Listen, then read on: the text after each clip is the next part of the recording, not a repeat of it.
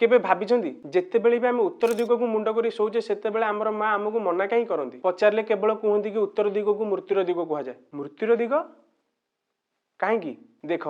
आम समस्ते जानी कि आम पृथ्वी को साधारण पत्थर नुह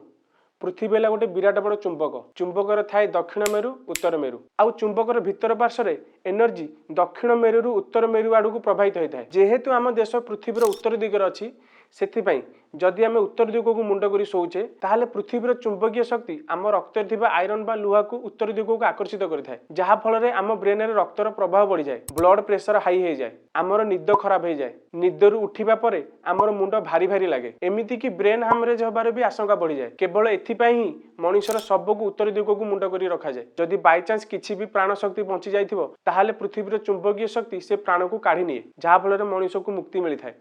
ताहले कौ दिग को मुंड करवा उचित देख शास्त्र अनुसार साधु सन्यासी जो मैंने ब्रह्मचर्य पालन करती जो मैंने गृहस्थी जीवन रु दूर रोचंती से पूर्व दिगरे मुंड कर शोवा अधिक लाभदायक होता है किंतु जो मैंने गृहस्थी जीवन यापन कर माने आम मानक